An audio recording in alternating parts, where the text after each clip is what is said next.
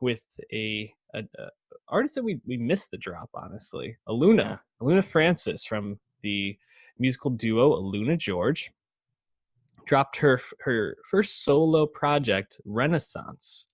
Not this past week, 2 weeks ago, and why don't we do a quick temperature check on Aluna George? Like, where are you at with them as a group?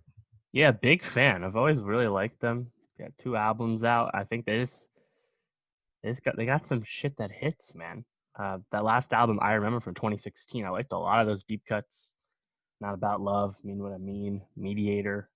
I it just it's that UK dance music. So this is really good. Mm-hmm. And I always thought Aluna was a pretty good voice on those kind of songs. You think of her on White Noise with Disclosure, and obviously you like it. Their debut single became a huge hit after the DJ Snake remix. So Mm-hmm. they've had a lot of success at this point, and uh, been waiting obviously for something. And then leading up to this Aluna solo album, you learn the reasons why it's a solo album. It's pretty interesting. But yeah, disappointed we missed it last week because been a big fan. Yeah, similar to I usually think about Luna George and Disclosure similarly. I think they Mm. give off very similar vibes. I think they've even done a couple of collaborations together. So it's definitely a group that I've always been into, and Luna's vocals have really jumped out.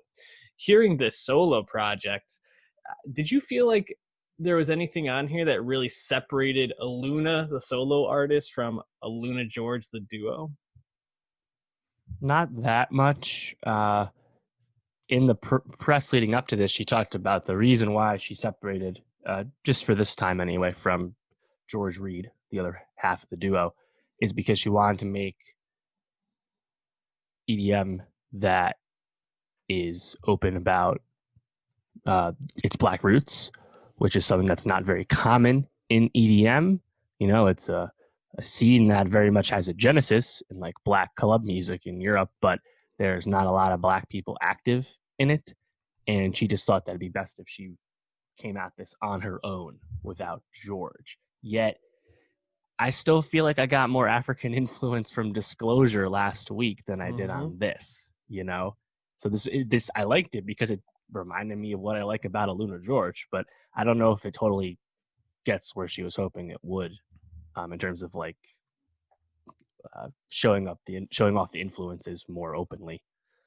Yeah, no, I completely agree. I think, especially after we've heard a couple of artists that are really infusing that African influence into their music, Disclosure in that EDM way, Burner Boy a couple weeks back in a more hip hop way. I didn't really hear anything that would make me hear this album if you didn't tell me it was Luna George and it was just Luna on her own. That would say, oh yeah, I could definitely hear that she was the one directing this project. I actually felt like this would have been a really strong Aluna George album just in general. I think some of the production on this is really, really interesting and makes a couple of these songs really pop.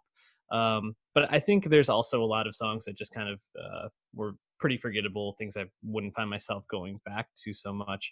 I think one song I really wanted to highlight that kind of had a little bit more like that island influence maybe than that African Mm-hmm. influence was The Recipe, Ooh, which I thought was a really strong track from it.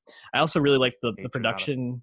Oh, that was Kate Tronada. I was gonna say there were some moments on here I was like, that sounds a bit like something we've heard before from our friend Kay. I also really liked the Warrior, which it has like this trancy echoey like chorus to it that I just thought was really popped and really made that stand out.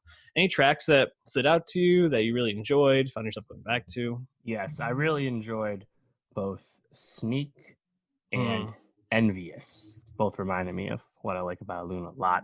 If you look yeah. at this, liner notes on this album, Luna did co-produce many of the songs, and of course did most of the co-writing as well. But you have Scott Storch on Surrender. You have Kate Tronada, of course. You have Noah Breakfast on Off Guard, previously of Chitty Bang. You have Lido a few times. So there's some names. S.G. Lewis as well. So I think it's pretty interesting, and I think Aluna's message and the way she's been talking about electronic music and trying to be a active voice in making EDM more inclusive, I think is obviously really admirable and needs to continue. Um, apart from her and Kate Tronada and Flying Lotus, there's really not a whole lot of black people at the top of the game, as No, there's sad not. as that is, despite how dominant black people are in many other aspects of popular music right now. So Mhm.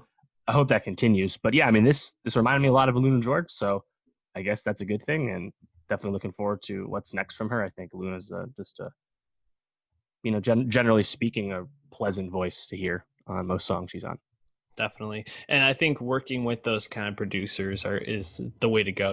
Keep um, finding that sound that works for you. Keep finding ways to build the influence and the vision into your music, and she's gonna be fine. I think she's a star for sure. So Aluna, I think Renaissance is an album worth checking out, especially if you do like Luna George's work.